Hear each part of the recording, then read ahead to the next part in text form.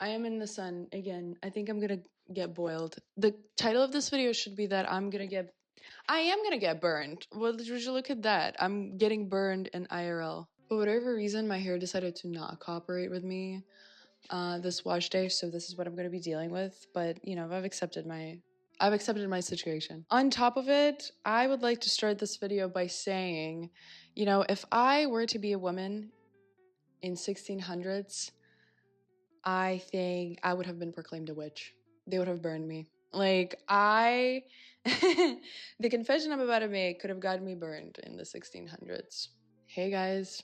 Hi, Daria's here. I would like to start this video by saying thank you so much for interacting, for watching my first video. I truly appreciate it. Grateful it resonated. Thank you. Thank you so much.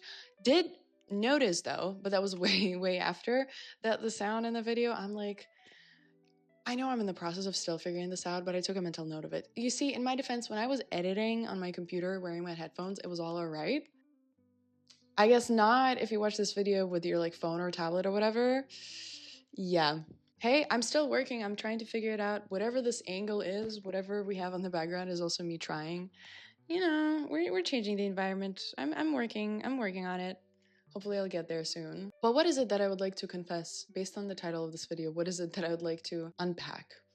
Well, here's the thing. I'm gonna get straight into it. I don't know about you guys, but I've been feeling quite angry. I recently found myself experiencing a lot of anger, frustration, rage, I would even say. At first I tried to unpack. I was like, okay, let's think this through. I think anger is an appropriate, well, first of all, of course, it's an appropriate emotion to feel. I mean, we're human beings, we're here to experience all range of emotions.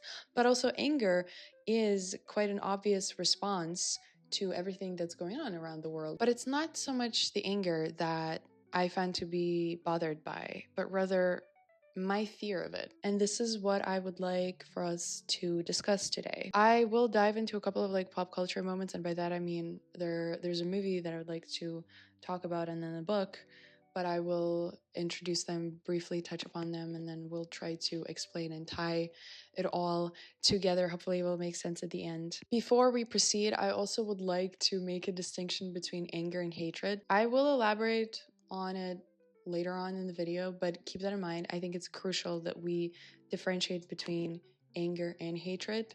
And I would like to jump ahead of the train and say that I'm more so scared of this anger turning into hatred, but it will make sense later on in the video. Well, Daria, you may ask. Angry about what? Surely, yes, the news, but you can turn them off, you can stop reading them. Also, quite frankly, I think you are the problem because you've surrounded yourself with this environment. You kept on reading this literature that made you feel so angry. You kept on watching these movies that made you feel so angry. I should just take a breather, divert my focus, divert my gaze from not everything that's going on, but sort of chill out, take a pause. And yes, I agree with that. It's very important to ground ourselves, take a moment, and breathe. But the reason I believe I'm past a certain point of not like no return, but hear me out. It'll make sense. Let me start with the movie that I'd like to talk about. See, a couple of weeks ago, if not last week, I went to watch this movie called Paris, Texas. It's a movie that came out in 1984. But it was like a 40th anniversary of this movie or something along the lines. So a cinema nearby me, they were screening it, and I was like, I'm gonna go.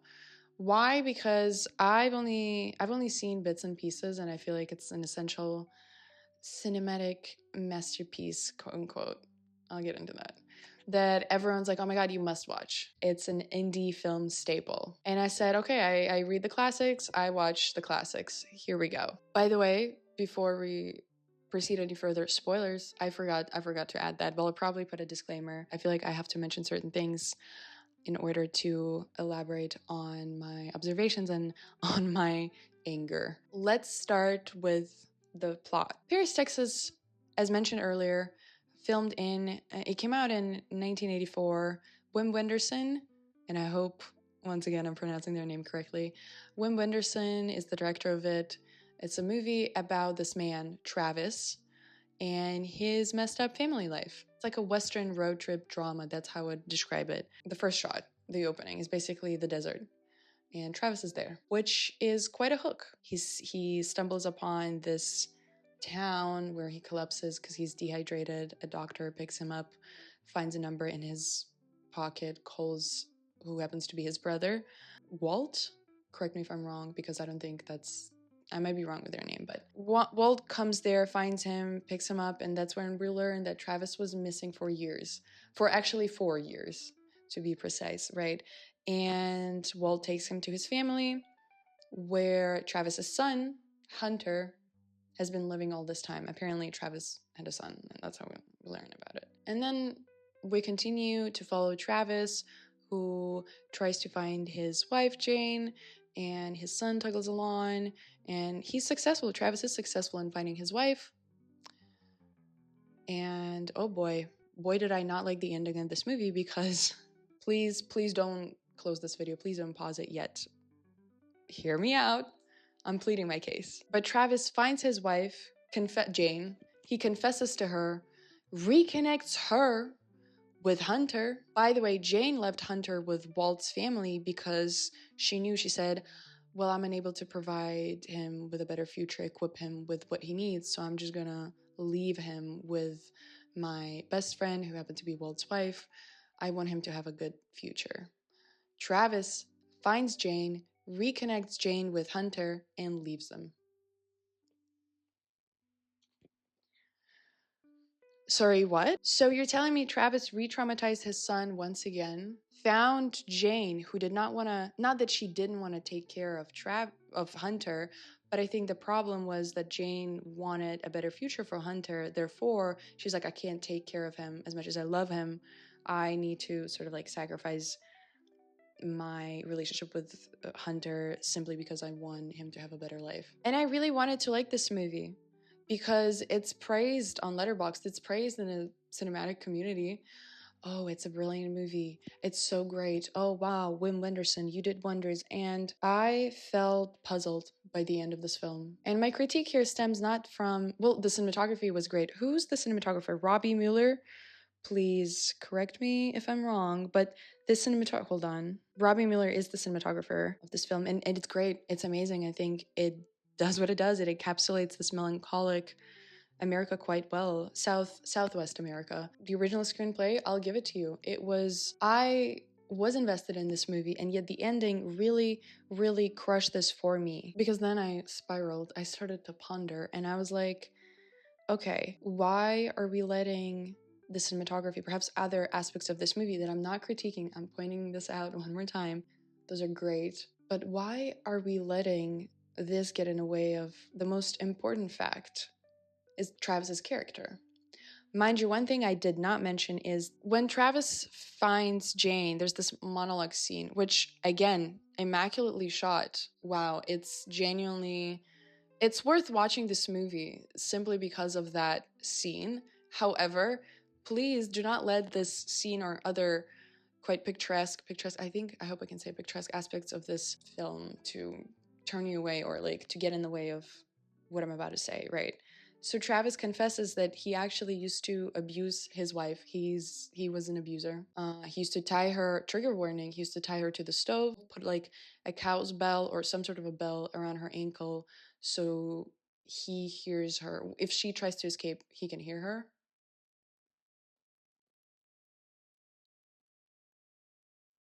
I'm so sorry, but did we all watch the same movie? I could not help but think about Travis, what he said, what he'd done. I went on Letterboxd, I reread the reviews, and I was like, why are people praising this movie? I found myself angry. I was furious.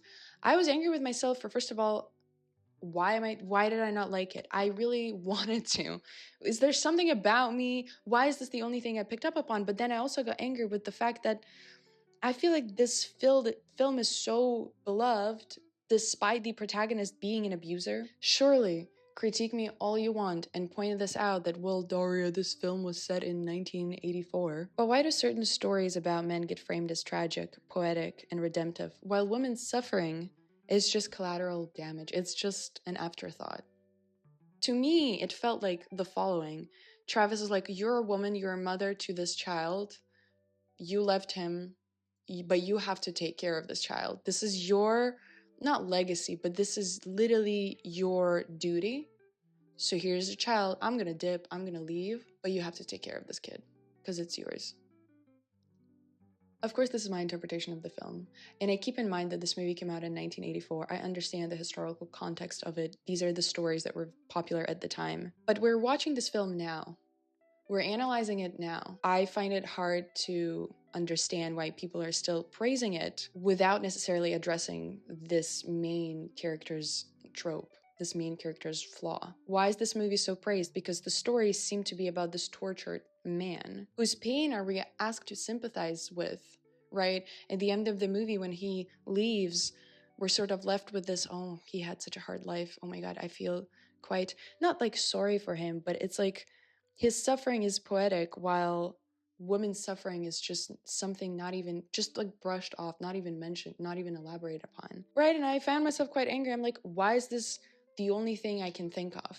Why can I not enjoy this movie for what it is, and yet I'm thinking of this woman character, of Jane, of her story. I'm probably getting burned by the cinematic community for not liking this movie, but I do apologize. I don't know, don't get me wrong, I'm not critiquing and I'm not being disappointed by, as I mentioned earlier, other aspects of this film, rather the story, the characters. What is the story trying to teach us? What is the story about? Maybe the point of the movie was not to sympathize with him. Maybe the point was just to like watch whatever was going on the screen. But I don't know, like all stories sort of have meaning behind them. I'd like to dig and overanalyze and overthink. So maybe I misunderstood it. Maybe, I don't know, leave a comment down below. Please explain this to me. Maybe I'm missing something. So yes, anger, frustrated with myself that this is the only thing that kept bugging me, and I thought, is there something wrong with me? Why do I always pay attention to those things? Surely it is the books that I'm reading, and the more I read, the angrier I get, and I don't know, I just can't help it. And once again, maybe it's the time that we live in that requires this sort of response from me, and surely I'm here to process it. I don't want to bottle it up. I don't want to brush it off. Another thing that's been preoccupying my mind and really bothering me, The Bell Jar by Sylvia Plath. There I said it. See, this is also a confession video because I feel like it's low-key like hot takes. Please, once again, don't close this video. Let me talk. Whenever I open my social media, and I love my algorithm, right? Oh boy, I come across these posts that list The Bell Jar by Sylvia Plath as the thought daughter staple, something belonging to, oh my God, if you're a thought daughter, you must read this one. This is the main book. This is the book. I've read The Bell Jar. Not to be like, I've read The Bell Jar, I'm a thought daughter. I've read it and I don't know. Can't wrap my head around the fact that it's considered to be the book about women's suffering. And when I say the book, I mean it. It's one of those books that I come across quite often. It's listed as must read everywhere. This critique, my thoughts that I'm about to elaborate on, this isn't me questioning and wondering, well, we shouldn't be reading The Bell Jar, basically. Actually, screw this book, it's bad. No. This isn't me implying that whatsoever. It's definitely a must-read book, but is it the staple? Is it still the book that we all should be praising and putting on a pedestal above every other feminist book that exists out there? Hear me out. What I'm trying to say, or rather question, is why is this the book that defines women struggling? I understand, once again, this book is set like what, in 1950s, and it's about this white middle-class American woman in her early 20s who's struggling with mental health. This voice is quite important. What this book did for women at the time was essential. Yes, I'm not denying that. I'm not questioning that. However, I have a same thinking process line of critique that I have towards like the movie Paris, Texas. We're reading The Bell Jar now. We're still putting it on a pedestal and saying this is the book. Why? This book has some homophobic and racist aspects about it. But not even some. It's homophobic and racist. Oh, but Daria, but in 1950s, it was a different time. It's quite important that we have this historical piece out there. Well, it's not a historical piece, but we have it as a piece of history so we can reflect and learn and understand that we've actually progressed. which I don't know, that's a subject for another video, but let's say we have progressed. We did. Now we can see what was wrong at the time, and now things are different. Yes, I agree with this. I agree with this counter argument to mine. I agree with it. However, I'm out here not trying to dismiss that we shouldn't read The Bell Jar. I merely want to point out that there are other books that we can be placing alongside with The Bell Jar.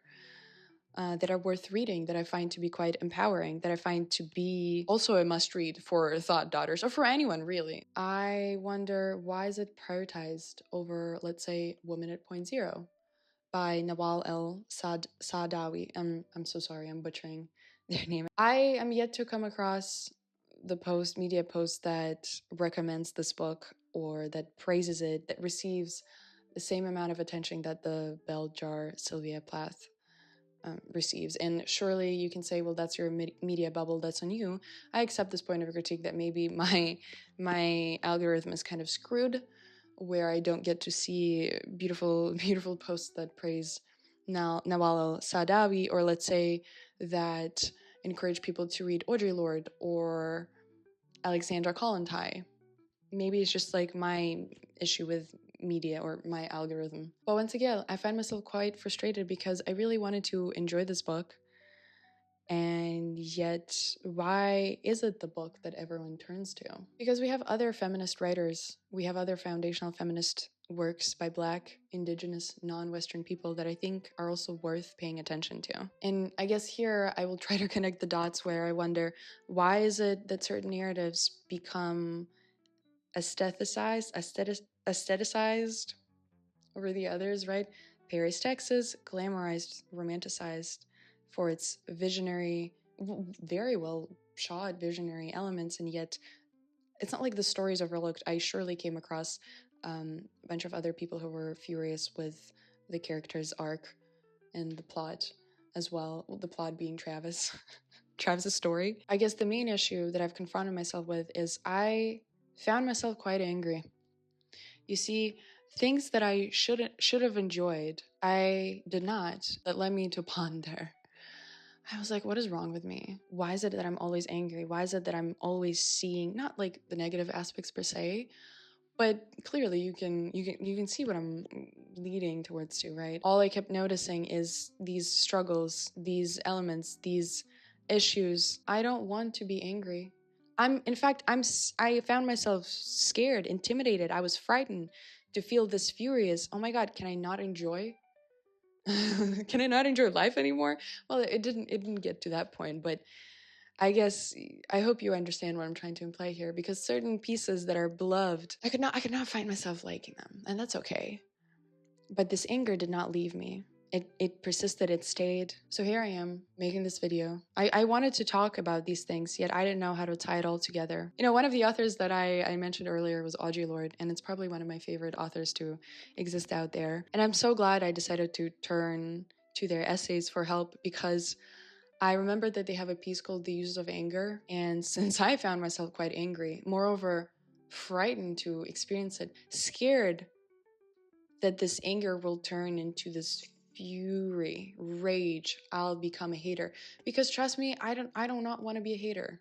I don't want to be at what is deemed to be a negative Nancy. And hold on, I know what you're thinking. I'll address this point. Hopefully, I'm actually not thinking about that, but let's break it down. So Audre Lorde, The Uses of Anger. I think their pieces are quite moving, and I encourage everyone who has time to read Audre Lorde. Remember how at the very beginning of the video I said that there is an important distinction to be made between anger and hatred? So in this video I would like to use Audre Lorde's definition, where they wrote, "Hatred is the fury of those who do not share our goals, and its object is death and destruction. Anger is a grief of distortions between peers, and its object is change." So when I evoke hatred and anger, this is the definition that I'm going to be using. I would like to read a couple of quotes from this essay that I find to be moving and inspiring, and hopefully it will make sense why I'm making this video and what is it that I'm talking about. "It is not the anger of other women that will destroy us, but our refusals to stand still, to listen to its rhythm, to learn within it, to move beyond the manner of presentation to the substance, to tap that anger as an important source of empowerment." No tools were developed to deal with other women's anger except to avoid it, deflect it, or flee from it under a blanket of guilt. Guilt is only another way of avoiding informed action, of buying time out of the pressing need to make clear choices, out of the approaching storm that can feed the earth as well as bend the trees. When we turn from anger, we turn from insight, saying we will accept only the designs already known, deadly and safely familiar. For women raised to fear, too often anger threatens annihilation. In the male construct of brute force, we were taught that our lives depend upon the goodwill of patriarchal power. The anger of others was to be avoided at all costs because there was nothing to be learned from it but pain, a judgment that we had been bad girls, come up lacking, not done what we were supposed to do. And if we accept our powerlessness, then of course any anger can destroy us. The angers of women can transform difference through insight into power. For anger between peers births change, not destruction, and the discomfort and sense of loss it often causes is not fatal, but a sign of growth. If I fail to recognize the lesbian who chooses not to have children, the woman who remains closeted because her homophobic community is her only life support, the woman who chooses silence instead of another death, the woman who is terrified lest my anger trigger the explosion of hers. If I fail to recognize them as other faces of myself, then I'm contributing not only to each of their oppressions, but also to my own. And the anger which stands between us then must be used for clarity and mutual empowerment, not for evasion by guilt or for further separation. I am not free while any woman isn't free, even when her shackles are very different from my own. And I am not free as long as one person of color remains chained, nor is any one of you. Audre Lorde argues in many of her essays, actually, her overlapping theme is that we should embrace our differences instead of trying to erase them or look away from them.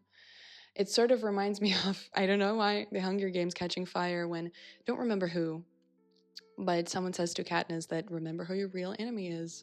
And I feel like Audre Lorde sort of does a similar thing when she reminds us women that we have to stand strong together and we have to embrace these differences, learn from each other, direct this anger into empowerment, channel it into not just like creative work, but channel it into change, channel it into working things out together against the system that oppresses us instead of trying to suppress or erase the differences. I hope you can understand where I'm coming from and why it makes sense. The only issue that I wish this essay sort of addressed, as much as Audre Lorde defines hatred and defines anger and juxtaposes them, right? What is not addressed is what if this anger turns into hatred?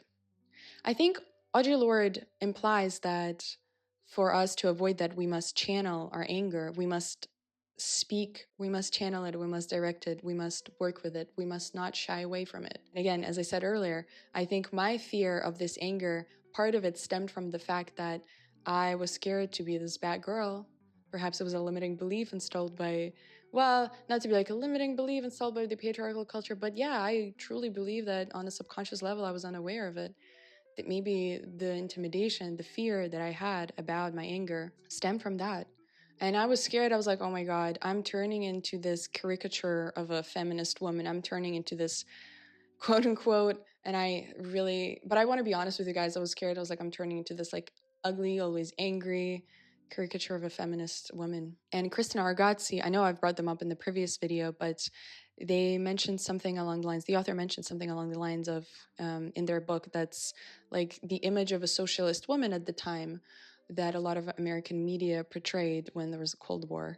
I know we're jumping here, but American media at the time, in order for women to not be attracted to socialism, they portrayed socialist women as these like ugly women. Another point that frightened me is, what if this anger that I have will turn into hatred? As defined by Audre Lorde, hatred, it leads to death and destruction. And another book that I mentioned in this video was A Woman at Point Zero, which, by the way, again, could not recommend more. Basically, the main character, I'm briefly going to mention the last bit of it, no spoilers, but except that the main character of this book, she transforms at the end of the book and realizes that she was afraid all this time. She was afraid to perhaps experience this anger, surely.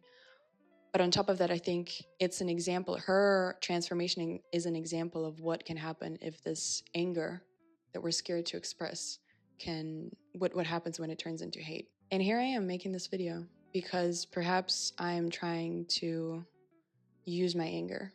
And direct it into this discourse. I'm using this frustration, the fury that I have, I'm expressing it in hopes that maybe there's gonna be something that we can make out of it. I'm sure I'm not the only one feeling this way. There's 7 billion people on this planet. So yeah, to recapitulate, this is my confession. Did not like Paris, Texas. Not really sure about the bell jar. But also, this is, I guess, how I cope with anger and what's been going on for the past couple of weeks with me, what I've been thinking about. This is my video essay entry on anger and not how to deal with it, but rather I wanna discuss this with you guys. How do we channel our anger? How do we prevent it from turning into hatred, something that can become very destructive and lead to quote unquote death? Is my refusal to admit or like appreciate or be a hater is still tied to the fact that I don't want to be quote unquote a bad girl, is still because I'm scared to be this. I still hold on to certain limiting beliefs that patriarchal structure imposes upon me. Maybe. But also maybe it's okay to just not want to be a hater. So I guess I'm gonna leave this video by asking these questions of how do we channel our anger? What do we do with it? What are your thoughts on what was the whole discourse, what I brought up in this video? What do you think? Yeah, but I think that's all I have. Sincerely appreciate you taking this time to watch this video. Hope you have a beautiful rest of your week. Enjoy your day, enjoy your time, and I'll see you in the next one. Bye!